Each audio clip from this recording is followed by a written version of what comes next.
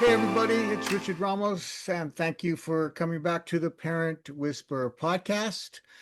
And as mom and dad out there, we are doing our best to provide the leadership program for you, strengthening you, whether you've read one of my books or you've taken the online course on the website, whatever it is. But this podcast is more conversational. And today I have a special guest that I want to introduce you to because our work is with parents. That's, as you guys all know, that's what we're doing. We're working with mom and dad, step parents, blended families. But this young lady is working with children, and I think that what she's doing, it fits right in with our mission and what we all are all about as far as the parent-child relationship. She happens to be in Florida, and I want to introduce to you is Jacqueline Waller and her organization, You Are Loved. You Are Loved. I think it's just Yep, Your Love Store. Your Love Store. Let me read just a little bit about their program. Jacqueline Waller and Amy Adams Hamilton. Today we just have Jacqueline, but her partner is Amy Adams Hamilton, the founders of You Are Loved. They began in 2020 as a movement to spread kindness and encouragement, and it has grown into a mission dedicated to empowering, this is what I like, empowering the next generation. You are loved. We believe every child and teen deserves to know they are valued, capable, and uniquely created with purpose. So, Jacqueline, welcome to the show, and I would like you to just introduce yourself, tell us your story, and just speak to the parents that are out there today. Okay, yeah. We started, so I did grow up here in South Florida. I moved to Atlanta. I still live there. I do go back and forth between both states and so grew up. My parents divorced when I was 10 and Yep. so grew up in a split household and I moved out of my house when I was 17 years old, and my mom was trying to figure out, she was losing her place. I was trying to figure out how I'm going to graduate high school because I had dropped out and was just going to go get my GED.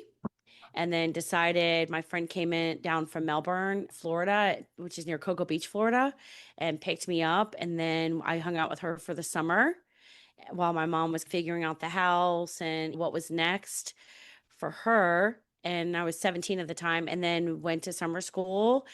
And then my other friends came and picked me up and went back down and then rented a room and had a job and paid rent while I was graduating high school 6 months late. I was supposed to graduate in June of 1991, which is a long time ago. It gives me my age, but I graduated in January of 92.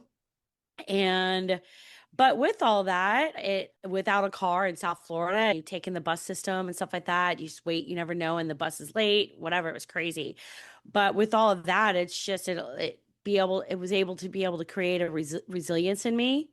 And even during after that, just based off of choices, went through homelessness, went through a lot of different things that happen to a person, but and just different traumas that a lot of women go through, a higher percentage than a lot of people think, as well as men.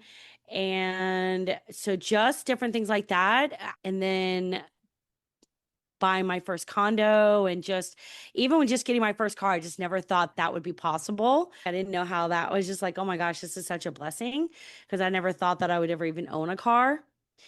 But just through all that and going through self-development therapy and just different things throughout life, had an opportunity through building out different businesses where I always wanted to have something that was for families or something that was going to serve others. And so it wasn't until and going through different companies and organizations and stuff like that. And just through that whole time, each process, even though those companies never became successful, I learned a lot through my company, Connecting Atlanta. We put on over 72 different business work networking events and brought people together, all of that. So that was a learning lesson. And then it just brought me to where we are today. So each thing that we go through is that we have to overcome is going to take us to the next level and Right. help us grow. So I don't regret any of my mistakes. I probably regret some, but the challenges, I meant to say the challenges that I go through in life. We all regret some of them. But Yeah. let me before now, that's interesting, your story. I didn't know all this. By the way, Yeah. people out there, we've just met a couple of weeks ago, but I was just very impressed with Jacqueline and what she's doing in Florida. But before we get to your organization, I didn't know all this about you. So just a couple of things. Number one, maybe a word to the parents out there whose kids, maybe we have a lot of people that are divorced, Mhm. single parents, blended families. What was it about when you left kept you on the road on the like you said, you maybe made some mistakes, but what kind of encouragement can parents have when their kids kind of things happen, but yet you continue to move forward? What was it about? How did that happen? What was it about you? What was in you? Was it something your mom instilled in you, or what would you attribute your success to overcoming all these tough, these, you very went through that very quickly, but all of those. Yeah, I didn't really know what I could expound upon, or you know what I'm saying, or so I just didn't want. So feel free to ask me any questions if you want to dissect any part of what I spoke about. I'm happy to discuss that. I'll allow you to lead Well, I that. think a lot of But parents are that are listening, they're going through the situation that you described. yeah. So I'll be honest, like my friend, so before my mom lost her, when I was 17, before my mom lost her house, and I was like 15 or 16, my friend and I snuck out for a week and took my mom's car. And then the last night, everything went wrong. I just knew it. And then I got busted and got my beat. My mom beat my butt. and then and then the next night we stole her mom's car and then her sister snitched on us and ratted us out. And we took the car back, and because we were coming back and we saw cops at our house, we were like, oh my gosh. So I say that because we're not angels. And it was just so stupid of us. And it was crazy because neither one of us had a driver's license. How high risk is that? But that was back in the late 80s when time was completely different back then, where Right. things are so much stricter now. If we would have been caught, probably today days, they would have taken us right to juvenile hall. They wouldn't even allow our parents to handle the situation, right? I will say this, that the night before, whatever, that when we took my mom's car and she caught us, she did beat my behind. And then my friend was staying with us at the time because her house was unstable, and then she had to go home, obviously. And then that next time when my mom picked me up from my friends, all my mom said was just tell them that I beat you, that I spanked you or whatever, because I think my mom realized that it wasn't working at that point. I was And just your so mom's a single hard-headed. parent. She was a single My parent. mom was a single mom since I was 10 years old. And at this time, I had been like 15 years old, 15 or 16, something like that. And do you And think that what you went through is why you do what you do today? yeah. And I can't say that I was absent, like even though my dad's here with me right now, but like my dad wasn't completely active in my life. He became like an every other weekend dad.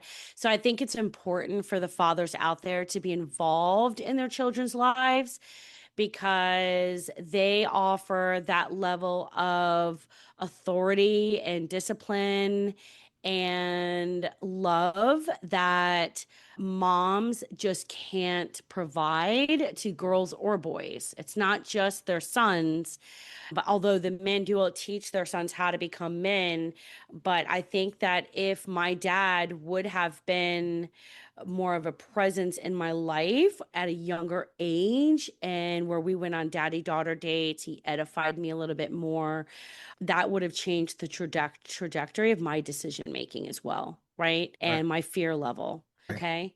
So, but yes, the resilience, the fact that my mom did everything that she could, and my parents did the best that they could, right? My dad was a retired vet. He had PTSD. He had his own issues, right? We don't realize that till we get older. But, anyways, but my mom, no matter what, she just continued to move forward and she didn't give up. My mom's a fighter. I want you So, to hear all the moms out there, all you single moms, pay attention to what she just said. Listen to what is she saying. Go ahead. So, yeah, I just said that she just moved forward and she didn't give up. She was resilient. So, my mom really taught me that and to just continue to make sure I'm able to take care of myself, move forward. But I do give all glory to God, to my Savior. And I believe that and when I have made many stupid decisions in my life, it's because of Him that has provided me the grace and the protection to maneuver myself and turn it into a learning lesson instead of a terminal life lesson. You know what I'm saying? Now, two more questions, and then I want you to talk about your organization. Okay. Number one, do you have kids? I don't. I made the decision to terminate that when I was 21, which was Mm, probably not mm. probably, it's one of the biggest regrets of my life. And Okay. so ever since then, I have not had any since, but I have two amazing godchildren. Yeah. And my godson's 31, and my goddaughter is 16. She'll be 17 coming up in about 15 days, All right. Okay. graduating high school. There you go. Yeah. And Okay. she's the love of my life. And secondly, it sounds, I know you're leaving a lot out, but it sounds like you guys went through a lot. But how is your relationship with your mom today? Great. I am the primary caretaker per se for both my parents, actually. Okay. So, Nice. yeah. My mom is a two-time stroke survivor. She's fully disabled. She has limited communication, and she's been stroke free for 8 years. My mom, and then so crazy enough, my dad's brother and his wife, my dad's half brother and his wife, had called me and wanted to move back down an hour and a half back south. And I was like, this is when my mom had her first stroke. I was like, yeah, you guys are welcome. You can rent the room as long as you can help take care of my mom, blah, blah, blah. And then they were like, sure. And then a year later, my mom had her second stroke and became fully disabled. At that time, my mom was still talking and walking and stuff like that. So that became a full time job. And my aunt is a stay at home wife, and not always, but she is now.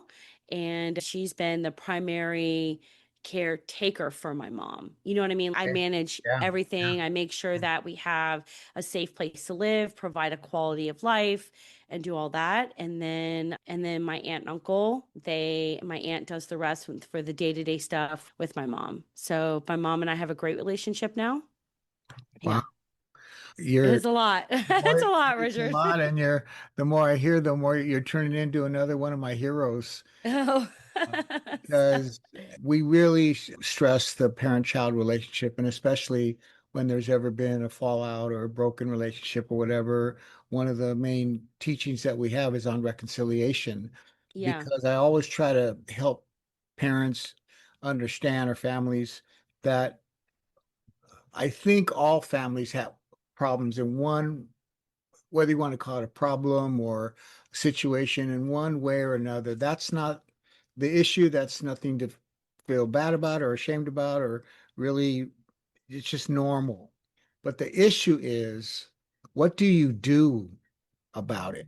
What do you yeah, do when you have a broken relationship or when things, and like in your story, there was a time where you were being rebellious and just out there, and so many of us have that story, but what makes me sad, and one of the reasons I do Parents on a Mission, one of the reasons that compelled me to do it, started many years ago, was because that relationship wasn't getting fixed. It was just getting swept under the rug.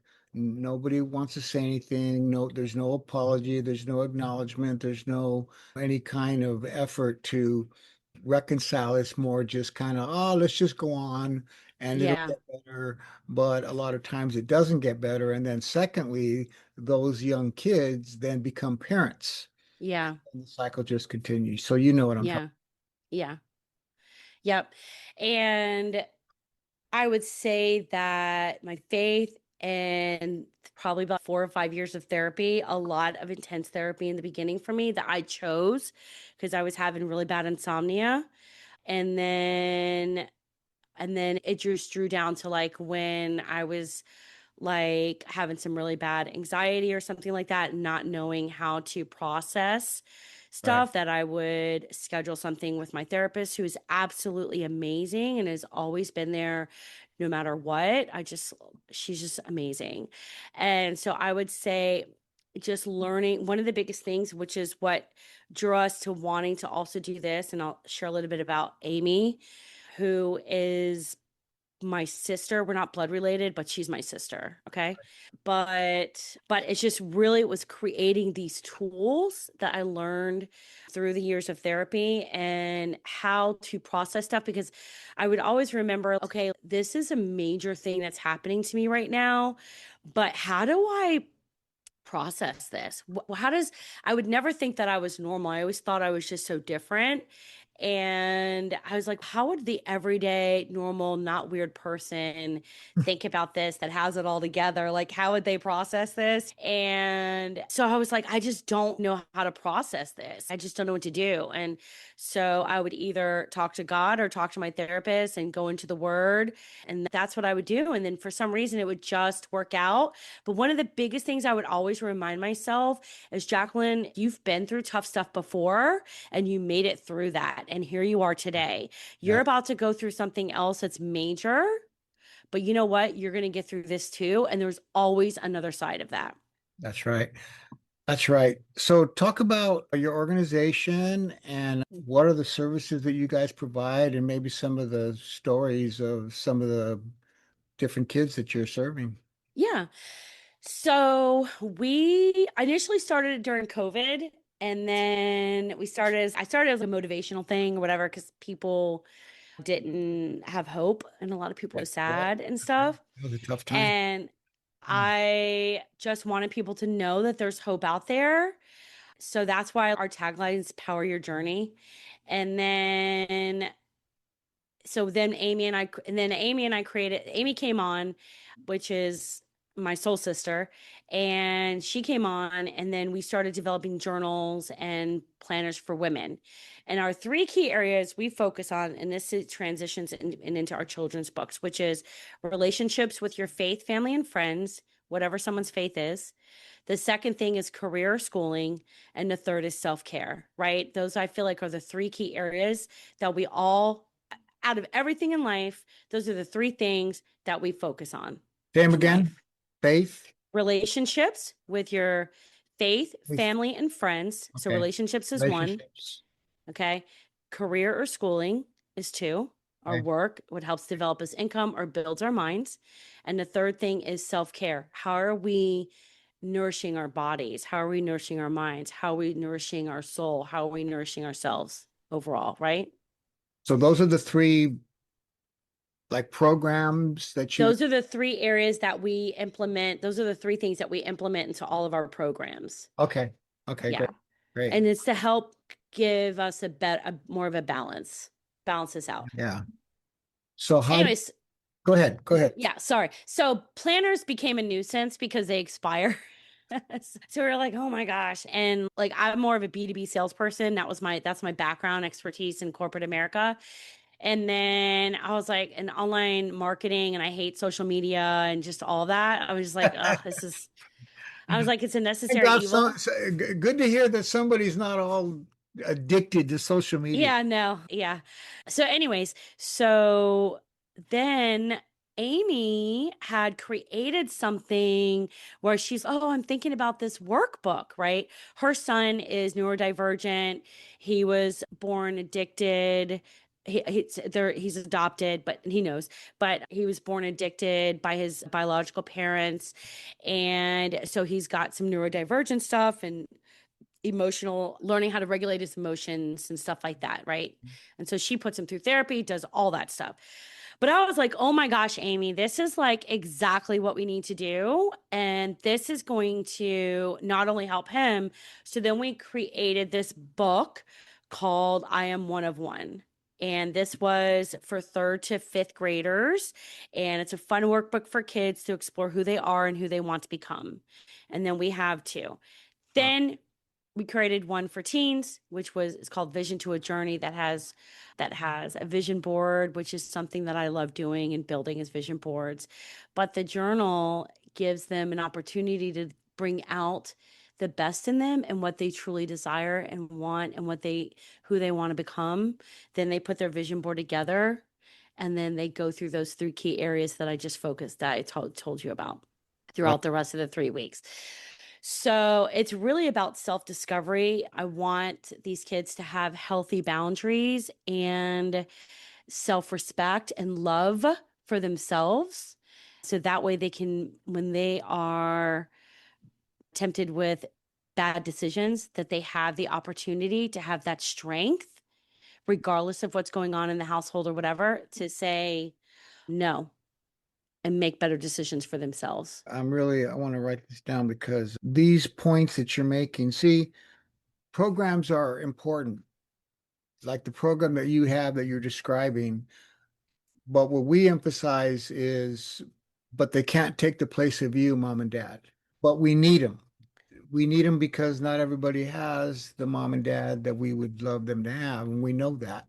But parents can, if they listen to what you're saying, all of you that are listening, what Jacqueline described as the three key areas of relationship, that's something that we as parents can also focus on in all the life lessons and the things that we deal with our kids. Secondly, of course, education and ultimately helping them to define their purpose in life. We can do that at home. Jacqueline is doing that in her program. And then self-care. So talk a little bit more about that, Jacqueline. What kinds of things do you talk about or teach or whatever as far as helping kids understand the importance of taking care of themselves? So that's great. And one of the things is having time alone. Uh, Okay. Not just scrolling on social media, put the phone down, maybe listening to a podcast or something like that's a positive, uplifting podcast, something that reading a book. Okay. Getting off social media, stop looking at what other people and stop caring, what other people think about you, how many likes you got, stuff like that. It's really just having an opportunity to just get some peaceful time in prayer and meditation. Those are some of the things that we want to be able to get away from people that are negative and reading something positive, reading something that's going to be uplifting to our spirit. Maybe speaking to a friend on a phone that is a friend that is an edifier, right? yeah. And if you're just feeling drained and stuff like that, and then get on a phone call with someone where you guys can build each other up and edify each other, right? Yes. Encourage each other, provide that strength and that kindness that a lot of us don't get throughout there in the world. But yeah, those are some of the things. Go for a swim, go work out, go for a run. These are all things that is going to help bring us back to our center. But one of the biggest things is reading something positive. Don't not a thriller novel, not stuff like that, because that's all planting these seeds in your brain. And like I used to listen to true crime podcasts all the time, but then I started or and watch Criminal Minds on TV. Then I started having nightmares, and it was like about evil stuff. And I was like, oh, I can't listen to this anymore. I can't. This is Mhm. affecting me and affecting my spirit. So I try do listen to audiobooks and stuff like that, but it's all self-development, something I'm learning, something that is building me up, something that's giving me new ideas, helping me be more creative. And that's my self-care. It's allowing me to deregulate and bring myself back to my center. Yeah, Those are something some of the areas. inspiring. And inspirational writings are out there for kids. That Journaling. journaling, and that's a great one. If Yeah. parents are willing to look for these things online or whatever, they're out there. And so it's And nice to reinforce. One of the things that I kind of harp on is that public education is undermining the authority of parents. It's undermining the place of parents. It's not mhm, being supportive of the parent. It's more about keeping secrets from the parents. mhm, I don't want to go off on that one, but what should be happening, in my view, is the school and or the church or these public institutions should be supporting what mom and dad are doing, the values that you have at home. And so my role is to help parents understand the importance of you teaching what are your values, what is the legacy of our family? Who are we as a family? And building that loyalty and winning the heart and mind of your children. And knowing that when you send them to school or the daycare center or to a program like yours, those things are being reinforced. Exactly Yeah. what you're talking about, especially in these three areas of relationship, education, career, and self-care. So that's what we try to do. And when you have that combination, imagine the kind of children that we're going to have in the next generation. But Yeah. unfortunately, and again, this is where I'm saying, but mom and dad, you cannot depend on the community to build your family. It's your family that's building the community. And don't forget. I love that. I'm going to suggest something if that's okay. Of course. And this just came to me, so I just wanted to share this really quick. And so when it comes to like when I was thinking about the journal, the journey to a vision, the parents can do the vision board with their children and do their own vision board.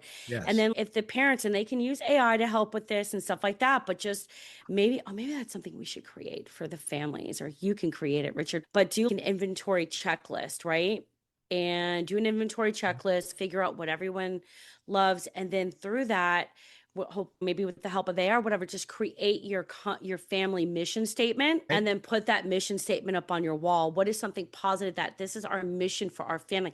How are we going to affect future generations? How are we going to positively affect the community? How are we going to positively affect, as the parents, our grandchildren, your children as children? How are we going to do that? And with that, in the mission statement, and then go through and build out your vision board and have it placed up in the house and build it around that. So now, as you're going through major things in life and you're feeling off centered and stuff like that, you come home and then you're like, okay. And then you're like, oh, this is our mission statement. Okay, I've got to stay focused on Mhm. this, right? On This that. is what we're moving towards. Yeah. And then at the end of the year, do a goal set list at the end and say, these are all the things that we said we wanted to accomplish at the beginning of the year or mid-year, whatever. And these are the things we were able to do. And we were able to check off on our vision board. Okay, perfect segue. I'm going to grab something here. I'm going to grab my vision board. Now, let me say this. In all of you that are listening, and if you haven't read my book or done my online course, what do we teach families? We teach families to write a family mission statement, Oh, exactly I didn't. I what didn't know Jacqueline that. just said.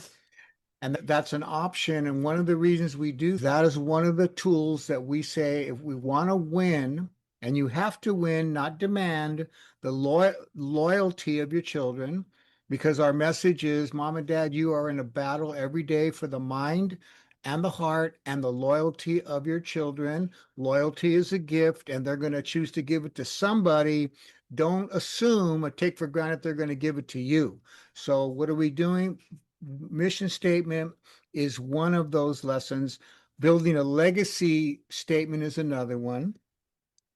But I also have a youth on a mission program. Okay. And in that youth on a mission program, we teach them to build vision boards.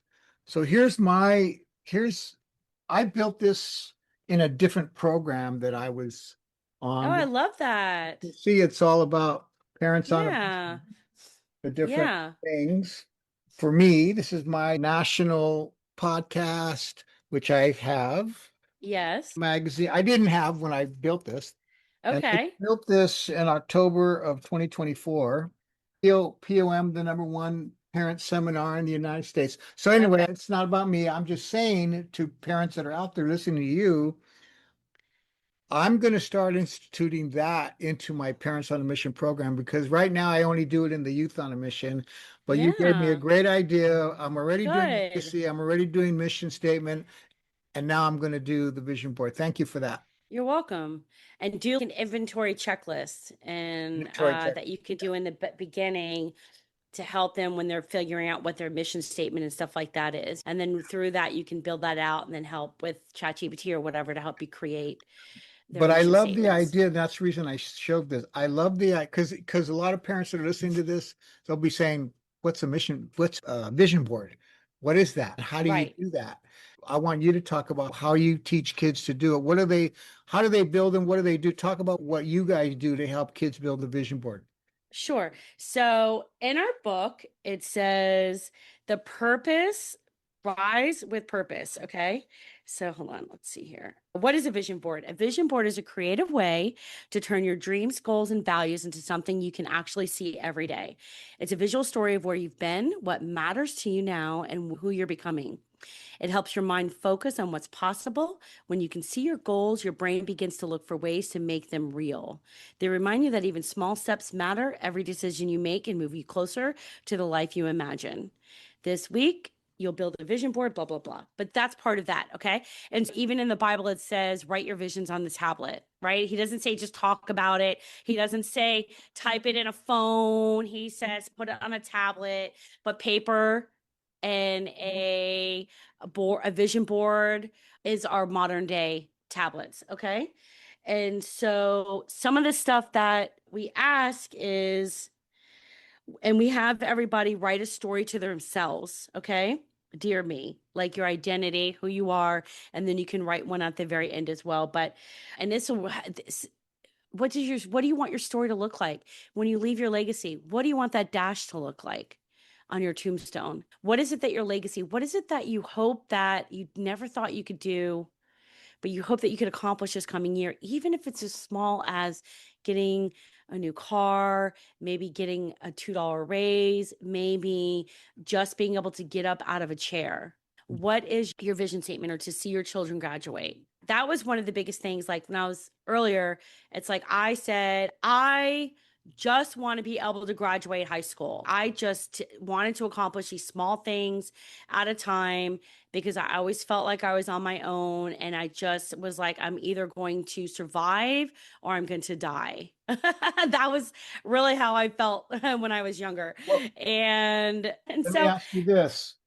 What are the materials you use, or do you use materials like what I showed you? yeah. Yeah, what So are the materials parents need to help their kids? poster board. So we Okay. recommend 11 by 14, but you can use whatever size you want. I actually, we usually poster boards, but I really like what you showed me there. But a poster board, you'll need some scissors, magazines, newspapers, printed images. So if you have any doctor's offices or whatever, just ask them if they have any extra magazines that they're about to throw away. You can always get those. So you can get that stuff for free. A glue stick. You can use double-sided tape or whatever, but I like glue sticks better. Markers, colored pencils, pens. You can look up inspirational quotes or affirmations. That's stuff that either that you think about, or if you have your own quote. A folder, no, stickers or decorative items, and access to a printer to for digital images. So that's really it. It's Okay. really not much. A poster board, These, scissors, magazines, and a glue stick and some markers. It's really those are the easiest things. those And are the then easiest thing. Very yeah. simple. Yep. Okay, mom and dad, I want to give you a vision here of what Jacqueline and I are talking about. Imagine yourself, and this could be with your kids' friends too. Now, when I put together this vision board that I showed you, I was in the room with 200 entrepreneurs at a conference. And that's where I got this. They gave this to us. I love that. It's great. But mom and Yeah. dad, you don't have to go to the dollar store, and for $1, you can get what is it called? The A poster board. poster board. Yeah. And the markers, crayons, magazines, any Yeah. magazines, scissors, cut them. And what you're doing is you're sitting there with your son or your daughter, and maybe they're friends. Maybe there's four of you. Maybe it's just you and your daughter. And you just answering those questions. What do I want, as Jacqueline went through? And then you're flipping through magazines looking for a picture of the car you want, the vacation you want to go to, the home you want, the diploma that you, whatever visual, cut it out and you just put it on the board. And then, as she mentioned, you could find quotes, you could cut it out of a magazine, out of an old book, or write it, a quote that Yeah. inspires you. And that's what you're doing with your son or daughter. You're just spending, I don't know how long, you could be there for an hour. You spend time with them putting this together, and it's not in stone. No. You could make And you can do it one. over the course of a week or days. There's no right or wrong answer. You can take stuff down, put stuff back up. That's okay. and then put it on the in their room, put it on their door, put it where they'll see it every day. And that's what the idea is. They're envisioning, they're seeing it, and their subconscious mind is taking in, that's what I want, that's where I'm going, that's what I'm doing, that's who I am, that's a picture of who I am, who I want to be, etc. Man, if you do that, you're going to see it's much better than being on a tablet or Facebook. Exactly. That's great. Go ahead. Go ahead. No, I don't know. Anything I else? was gonna say that this the last thing was is a lot of people are like, oh, are you gonna build an app out? You're gonna do this. I don't know. I don't think so because my biggest thing is like my goal is to get kids off of the tablet and get them onto just interacting and oh, the inspirational story. And then I know we got to wrap Yes. it up soon. So inspirational story. So we did a couple things. One is there's a nonprofit here. Can I mention the nonprofits that I Yeah, worked with? Is that sure, okay? sure, of course. Community-based connections. They're absolutely amazing. They do a lot of stuff in the community here in Broward County, Florida. They just moved to Palm Beach, but we did the Journey to a Vision with them with the kids and you could see their faces light up when they were doing the vision boards and just what they wanted to do after they were graduating high school. And so it was really great to see. We have a 21-day transformational journal that is for women. And so that follows the same three key areas. Okay. Right. And that one, the women really liked because they were in poor communities. It was all races actually.